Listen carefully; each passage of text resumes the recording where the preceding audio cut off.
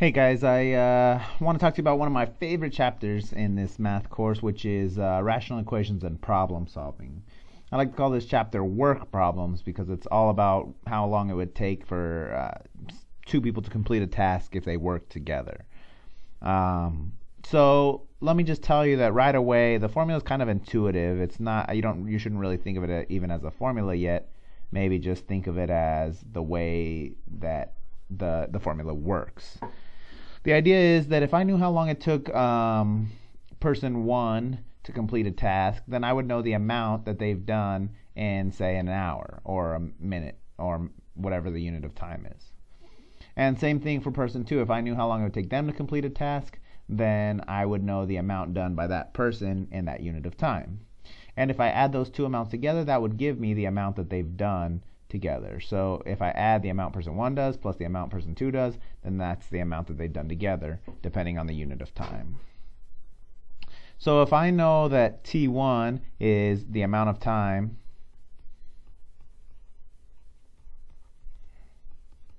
person one takes to complete a task,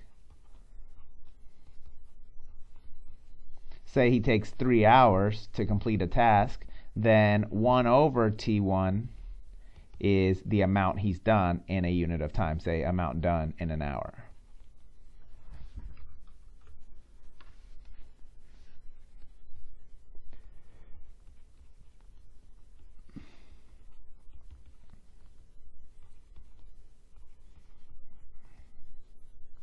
And the unit of time could change. It doesn't have to be an hour, it could be a minute. But like I'm saying, say it takes 3 hours to detail a car or something. Then assuming he works at a constant rate, after 1 hour he's done a third of the car. After a second hour he's done another third. After the third hour he's done 3/3. He's done the whole car. It took him a total of 3 hours to complete. So same thing for person two. T2 is the amount of time person two takes.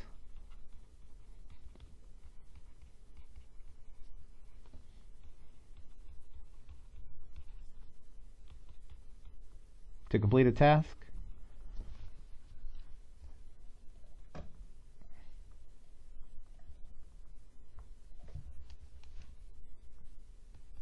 To complete a task.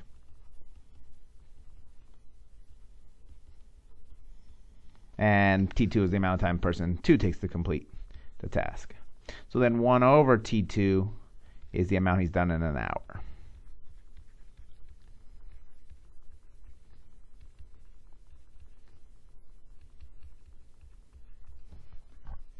So let me give you guys a scenario.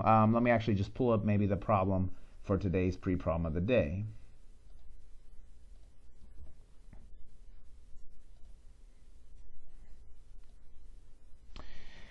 In this case, it says that Sally can paint a room in 8 hours, and it takes Steve 3 hours to paint the same exact room. Assuming that they work at the same rate, how long would it take them to paint the room if they work together? So I love doing these kind of problems. They're usually what I kind of daydream about when I'm doing long, laborious tasks. Like, man, I wish somebody was here to help me. How long would I actually get it done? So let me, I don't know if I can copy and paste this. Let's see.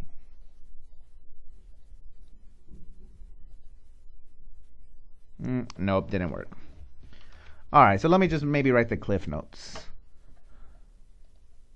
It says that Sally can paint a room in 8 hours, Steve can paint a room in 3 hours. How long would it take them if they work together? The truth is, it doesn't matter that they're painting a room. Sally takes 8 hours. And if Steve takes 3 hours to paint the same room, the question is, how long does it take for them to do it together? Like I said, you can find the amount that Sally's done in an hour by just taking 1 over the amount of time that she's taken, right? If she takes 8 hours to paint the room, assuming that she just keeps painting at the same rate, then she does 1/8 of the room in the first hour, she does 1/8 in the second hour, 1/8 in the third hour, and then after 8 hours she's done 8/8 so that she did the whole entire room. Steve takes 3 hours, so he does a third in the first hour, a third in the second hour, and then a third in the third hour. So to set this equation up, all I have to do is say 1 over 8 plus 1 over 3 equals 1 over t, where t is the amount of time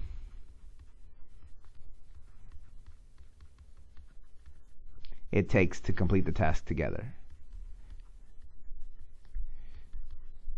We'll say it takes to paint working together.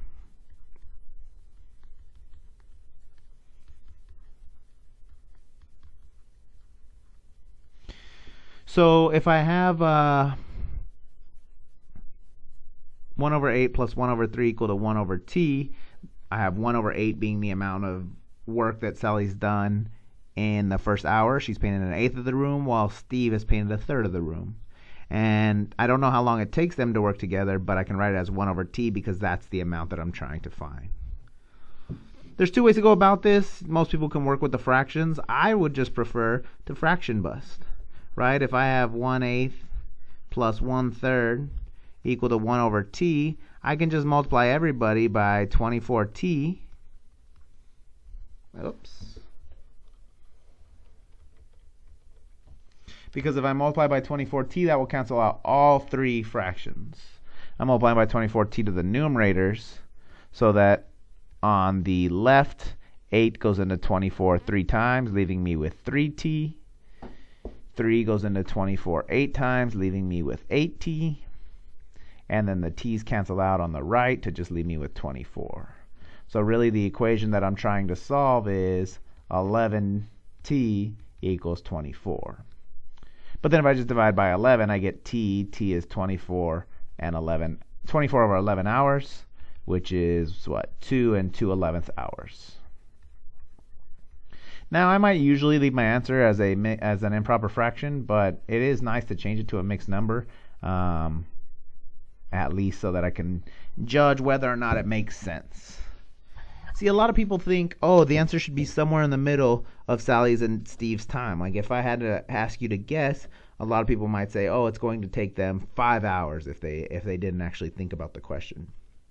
But Steve can do the job alone in 3 hours, and Sally's helping him, so definitely the time should be faster than 3 hours. But Sally's not that fast. She's not going to save him a ton of time. So 2 and 2/11 hours makes sense. She cut off a big amount of time, but she didn't make it like instant, right? It's still going to take them 2 hours if they work together because Sally's only helping a little bit. So you can do this for anything. Think of a task that you would hate to do and come up with a time that it takes for you to do them. Let's say, for me, it's cleaning the house. It takes me, say, 5 hours to clean a huge house.